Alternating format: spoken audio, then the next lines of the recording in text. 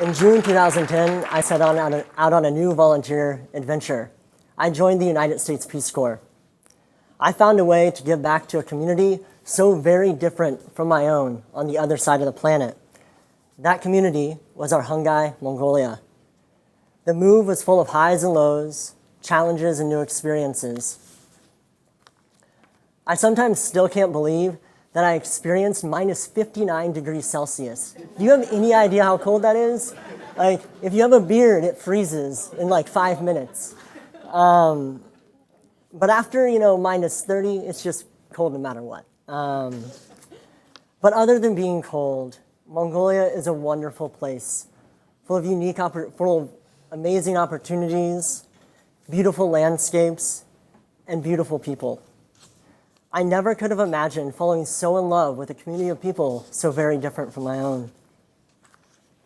That love for the people and the endless opportunities available for youth led me to continue my volunteering in the capital of Ulaanbaatar. In January 2013, after 3 years with the U.S. Peace Corps, I joined a new volunteer organization, the United Nations Volunteers. As a UN volunteer, I had the honor and privilege of working with the United Nations Population Fund, also known as UNFPA. At UNFPA, as the communication officer, I was given the extraordinary opportunity and privilege to work at the national level, something that I always dreamed of doing, to support a program greater than myself, greater than my own individual work, implementing large media campaigns, and advocating for policy reform.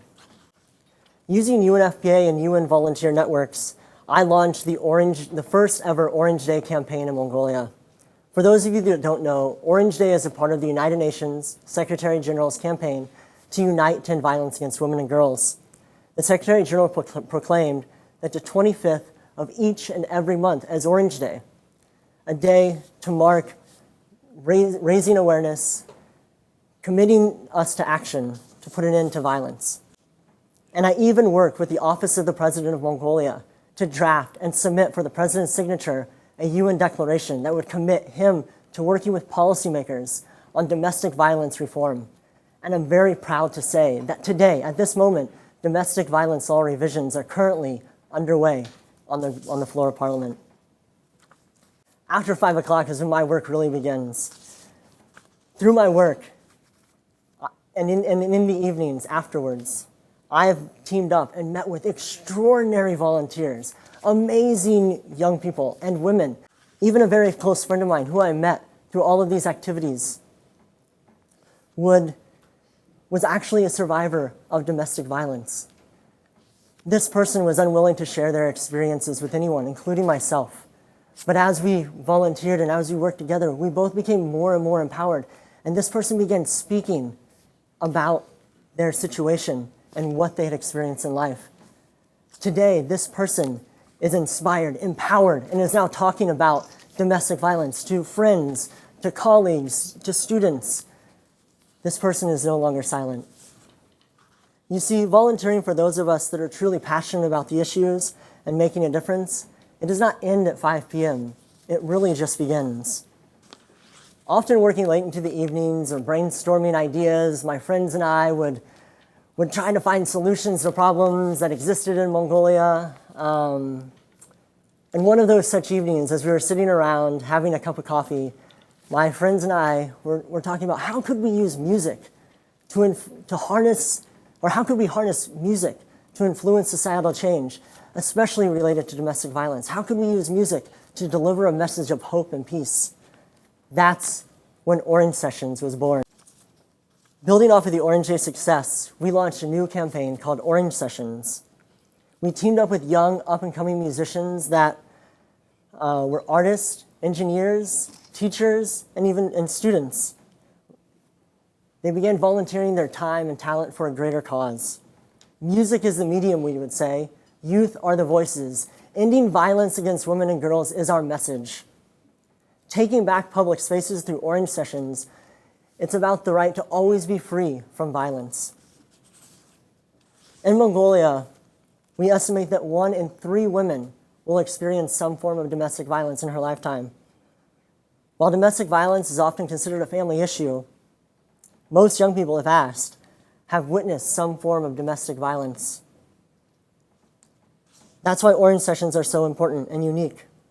We perform and record our music in public places, in public forums. We bring people together, similar to this, so we can talk about the pervasiveness of violence in our culture. An actual unexpected result that I never imagined was on the Orange Sessions musicians themselves. At the beginning, many were, as I said, somewhat aware of the pervasiveness of violence within their society, recognizing that it happens, but unsure what they could actually do about it. Working with them, empowering them, sensitizing them to gender issues, to helping them overcome some of their fears of even talking about it. The Orange Sessions musicians started to go out and make a difference all on their own, with Orange Sessions and within their schools, within their offices. They began talking about domestic violence, and they became advocates all on their own. While I went into the UN Population Fund as a communication officer, I walked away with something different.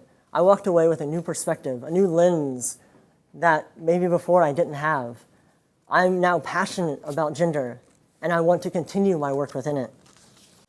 I went to Mongolia with the desire to make a difference, to change the world as we all do.